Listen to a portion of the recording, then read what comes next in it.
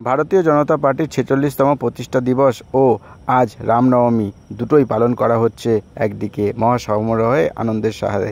সকালবেলায় বিজেপি বিধায়ক হরিণঘাটা বিধানসভা কেন্দ্রের তিনি দলীয় কার্যালয়ে স্থানীয় বিজেপি নেতৃত্বদের উপস্থিতির মধ্য দিয়ে দলীয় কার্যকর্তাদের সাথে নিয়ে প্রথমে পার্টি অফিসের সামনে ৪৬তম পার্টি প্রতিষ্ঠা দিবস পালন করেন। তারপরে হরিণঘাটায় রামনবমীতে একটি মিলন মেলা এবং পুজোতে যোগ দিতে যান তিনি। পাশাপাশি এই প্রসঙ্গে দীর্ঘক্ষণ সংগঠনের নেতৃত্বদের সাথে সকালে যেমন একদিকে কথা বলেন, ঠিক তেমনি পূজার সময় হিন্দু জাগরণ মঞ্চের বিশিষ্ট ব্যক্তিবর্গ এবং সাধারণ মানুষের সাথেও কথা বলতে দেখা যায় এদিন।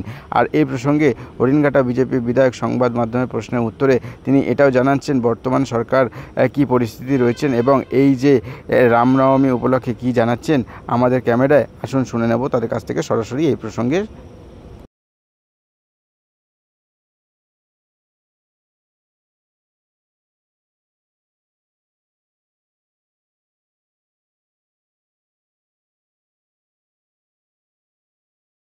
রামনবমী কি বলবেন? জোড়া শুভ দিন, প্রতি বছর আসে না। এই জোড়া শুভ দিনে আজ চারিদিকে সারা পশ্চিমবঙ্গ ব্যাপী সনাতনী হিন্দুদের মনের মধ্যে এক নবজাগরণ আপনারা দেখতে পাচ্ছেন এবং খুব শান্তিতে রামনবমী পালন হবে, যেটা পশ্চিমবঙ্গ সরকার মনে করছে। হাজার হাজার পুলিশ দিচ্ছে। রামনবমী মানে কোনো অশান্তি নয়।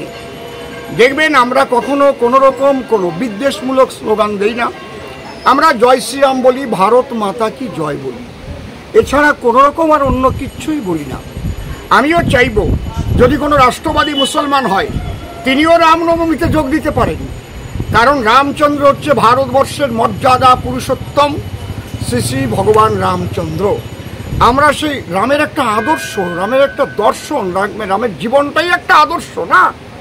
আপনারা রামায়ণ পড়ে দেখুন, রামচন্দ্র বনে গিয়ে বনবাসী হয়েছিল বটে, কিন্তু ভরত বাড়িতে থেকে সে কখনো কিন্তু সিংহাসনে বসেনি। দাদার পাদুকা সিংহাসনে রেখে প্রতিদিন চোখের জলে সেই পাদুকা সিক্ত করত এবং কোনো ভালো খাবার খায়নি, ভালো বিছানায় শয়ন করেনি। এই যে ভাই, আর আমরা কি করি দেখেন, তাকিয়ে দেখেন পশ্চিমবাংলার দিকে, শুধু গদিকে টিকিয়ে রাখবার জন্য আমরা একটা শ্রেণীকে লেলিয়ে দেই আর একটা শ্রেণীর বিরুদ্ধে মানুষের ভোটাধিকার কেড়ে নেই। এখানে রামচন্দ্র দেখাচ্ছে, ভারত যে আদর্শ দেখাচ্ছে সেই আদর্শের সম্পূর্ণ বিরোধিতা করছেন মাননীয় মুখ্যমন্ত্রী। তিনি কিন্তু এই মৌলিক অধিকার, জনগণের যে ভোটাধিকার, সেই অধিকার অনেক আগেই কেড়ে নিয়েছেন। আপনারা যখন বলছেন বিরোধিতা করছে, ঠিক তেমনি আমরা দেখতাম যে অন্যবারের বিরোধিতা হতো ঠিকই, কিন্তু এবারে সৌজন্যমূলক বার্তাও দেওয়া হচ্ছে তৃণমূলের পক্ষ থেকে। কিভাবে দেখছেন? আপনাদের পরিপ্রেক্ষিতে তাদেরও শুভেচ্ছা বার্তা রয়েছে।